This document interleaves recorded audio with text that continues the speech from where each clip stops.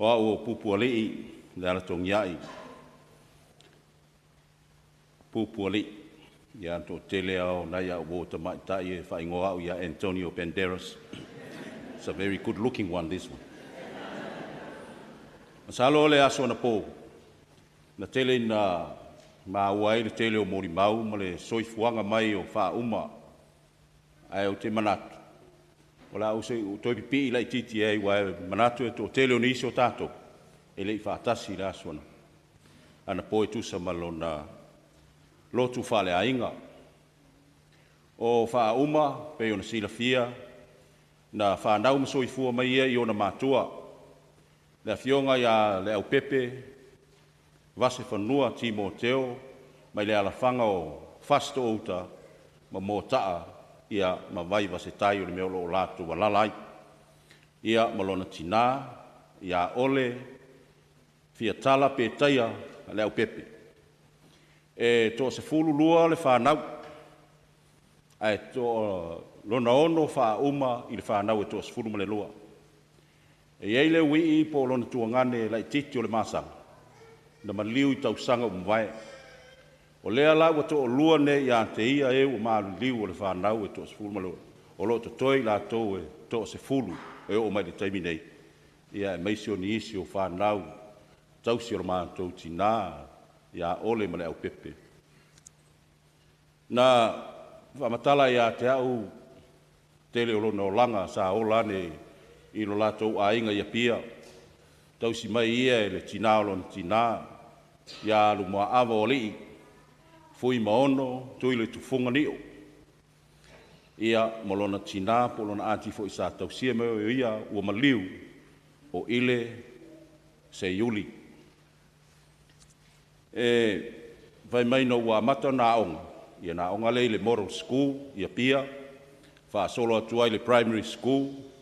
Fa solo atu ai intermediate. Sa ali fifi intermediate. Ia e fa iu la na onga korisio Samoa. Ma fa iu ina ai le senga ongo. Po o le form 6. Ia na malanga mai le i New Zealand nei. Ia ma onga i Linfield College i Aukilani. Ia o na whai ngā nuenga leo ia. I le office o soifua maloloina le siti. Moni tausanga se tele. Ia o na malanga i le Australia. Ia mga lue ai moas tausanga i tolu. Ea fo i e... Sa matala no uiloa ia Fa'auma. Ia le vai taimi la lea a o ngalue. I le office of Wainu Mela. Ia po la to i Stats New Zealand. Mo tausanga i tolu sifulu. Lo tātou mafuta i nei. Ma pule.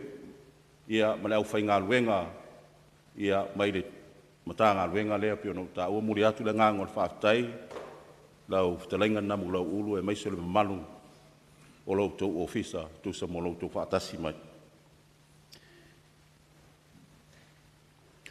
No uloa la Fa'auma o la tau no nofo whaatasi.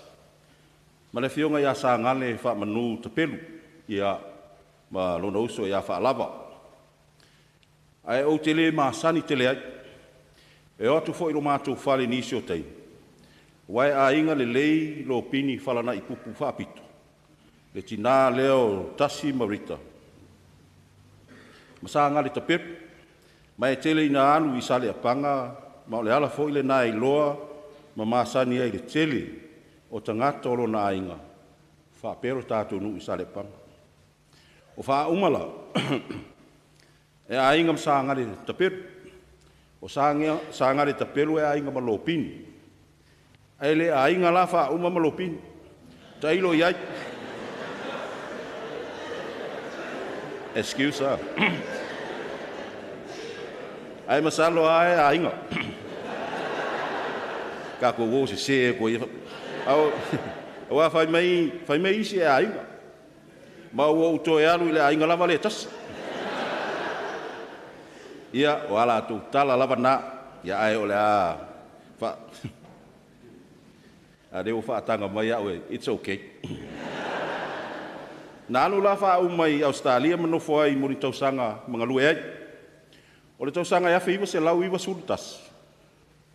I la so mua mati. na maliu ai lo pini. Ma o le aso fo'i lea na maliu ai le grandmother. O Fa'auma i Samoa, ia aluma awo o li. Sa fa'i lele ina lona o langa. Na malanga mai la Fa'auma i au kilani nei. Ina ua le mawhai o na alu i Samoa le maliu o siona tina matua. Ma o ila o inala na ma fei loai, ma sani e loa. Wa le taimile na wo usinko. Ia o ni isi la mea na tutupu muri ane ai. Ia o tau fina ngalu mali die. I le tau watua. Ma o le aso tolu la o iuni le afe iwa se lau iwa sfuma le lua. Na ma fa i poipo ai loa. Ma mata ai lo ma ainga. Ma o le aso tolu la o le masina fowo iuni. O le nei tau sanga e lua afe, lua sfuma le lima. E a toa le i ai le tolu sfuma le tolu tau sanga. O la ma ua fa i poiponga. Ai peitai ane, ua le au lia, ona o le fina ngalo fai to tasi o lo tātou tu. E toa whaala ma ua whanau, e toa lua tama, toa lua teini, ma ua fai a inga uma. E matua le li o longo ma lo Raymond, whaafiti. Lona lua le tama e tai o sawe tama, pine tasi i ona. Lona tolu le tama e tai o se malamailangi, makirita. E wii le li o le waa Pupualii afa. E toa iwa ma grandchildren. E toa walu teine, e na le toa tasi le tama. O tangata le suafa ia pem. O le au whainga la o le whanau tutupu mai a maua. E toa sfurfit. Ia wha popolo ia i ma paolo o le whanau e toa wha. O na maua i lola i o le maua whanau a toa. E toa lua sfuru ma le tasi. O fui mo ono e tele nau no winga e wha ngalo ngata. Wa le ngata ia te au ma le whanau. Ai wha pea fo i o ma a inga uma. Ai maise o ana wo ma mai ma sani e. O le masina o ma vai atu nei i la sufao a perila. Na ma o ai Samoa. Ma le fuafuanga ma te nanofo mo le tolu masina. Ma toe fo i mai ai a Eulogy. O na mātou sauni lea e oe ma le whanau i Australia. E tā whawhao ai ma o le waa hoi neo le cruise. E wha ilonga ailo fitus furu tau sanga. I ae pangalea. Ua leo whaatasi le futia ma le umele. A wai le tutusa fuafuanga le tangata. Ma le fina ngalo vai tō tasi o lo tātou tua. O lama ua weekend muni Samoa. Ai to e tolu aso maliu oia. Sa alu ele ma ua tāwhaunga ngā ilalo manu. Ma moe ai. Se i whaisina ta whao. Se i sui foisina ea mā luri matamatangi a le pata. Ma o se weekend sa tumu le fia. I la ma ua tāwhaunga. Na mātou e fo i ane lo mātou a inga i matau tu sa i apia i le aso ngafua. Ai aso lulu i le vai aso lava lea. Na ave i loa o ia i le whare mai mto tua. I le lua le wauli ina ua ngase whaafose. Sa mātou tau mawhai ma le whanau e au mai i New Zealand nei i le maa lele a le whare mai i New Zealand. Ai peitai ane. Ua mai tele ma ua ti ngā ina. Ma ua le mawhai ai o na toe ngawhatia se malanga mai. Na maliu file mu o ia i le lua le wauli o le asotofi na sooi. Le aso mua me tau sanga ne lua afe, lua sifuru lima, i le whare mai i uru moto tua. E uina o ona, ma matui le o mai o le maliu ma le oti. Ai meise o le motusia whaafosei o le mafutanga. Ia e wale ai so tātou loto e whaia. A ua whaia pēr lona whina ngata. Wa o ia na ia fōa i mai, o ia fōi wana toi a besea. A o tātou. Ia tātou wha manuina pēlo na suafa pa ia. E o i le whaapua. E tele nisi maenga o te fia tautala i ai winga o fui mono. Ai pangale ai na nei umi na ua. Na ole nei, a vea ia le nei taime memori atu ai. No wanganga e tumu le whaafitai tele i o a inga uma. Le pa ia o a inga na lua. Ai maise o a inga tautupu tau tamani. O fui maono mai awa Fa'auma. ai maise o mātou ngafa maurulunga, e malu ai le au pepe ma Pupualii, i tu e fio le kelupe, whaapea wō me ua masana. Whaafitai tele lo tau alofa tula, i so se awala na mo moli mai ai lo tau wanga lelei. Pangalea, ele ngafa tau limaina mai le lava upu, ma ua so sola fo i manatu. Ai ua sila fia ele atua, o ma tau loto ma le whanau, i le nganga whaafitai atu. Ma la mātou te talo le atua o manuia ina ia toi whaatutumu atu mea umo whaangau ngau ina, ono o tau wanga lelei. Wa whai mai e o lava i se ipu mai maru lua te foa, e le mau mauina sona tau. Ia e o te wha maulalo atu, a whai sa yeini tū manianga fui mono, ini ono winga mani upu sa li e tau tamali i sa utou whaafunga fonga ma se sila sila. E o tau alo whangia, whamangan. Na wā o le tofi lava o le tangata, o le se. Na wā e le eise isi o tātou, e iei sona ato toa. Ai a whaisa yeini ono winga le lei ma so nao ngamo e, ia vi ia le ri. Ia uma, mam, si au tō loe pele i lo fatu ma le anga. O le ale ngalo oe. Ma le au tamu whai e wha au ngalo venga le lei uma sa e whai. Au ale tau singo la ta ua whanau, wha peo ta ainga uma. Wha whitai lo walofa wha maoni ia te au i nei tau sanga e tele. Ai maiso le tau singa o si ata ua whanau a sa le wha pito lo walofa i le tau singa o i lātou. Lo whangie le tua i maua sau no whoanga mau i le langi le no whoanga wa umona ia saunia mo i tātou. Wa o Yesu lava na whitalai, e tele mea no nofo ai o tau de mo tolo tamā. Ana le ai se manua o whai atu, o te alu e sauni se mea no nofo ai o tau. A whaifo o te alu o te toi sau, e watu lātou uma o e whaatua tua mai i atea. Manuia tele laumalanga uma, ma o le a le ngalo o e mana tua pea.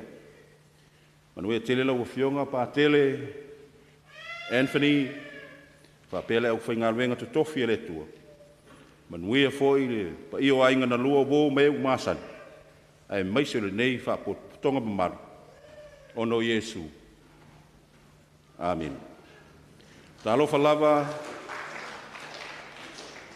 Taftai. Talofa lava. Good morning, everyone. For those that don't know me, my name is Pupualii Lealatogia'i Antonio Pupualii. I just want to say a special thank you to Father Anthony or Father Antonio and the parish of Holy Cross for the beautiful Mass this morning. Thank you all families and friends, especially our family that have come from out of Auckland, from Wellington, New Plymouth, Samoa, Sydney, Brisbane, Gold Coast, Melbourne, and LA. Few days had to see you all here over these past few days has warmed our heart, not only as we comfort each other, but to know how loved Fa'auma is. I thought I was popular, but now I have my doubts. I didn't know I had competition until now. Last night at the family service, so many of you spoke about Fa'auma's kindness, her love that knew no bounds, and how she was glue of the family, who connected everyone to each other. Now, my beautiful wife has done it again, gathering us all here together to remember, to mourn, to celebrate, and to honor her memory. I will miss her so much. She was the best. I thought we had more time together to laugh and argue about silly things, dance, and talk about how we are going to have fun in our retirement, traveling and doing what we want without the kids and grandkids.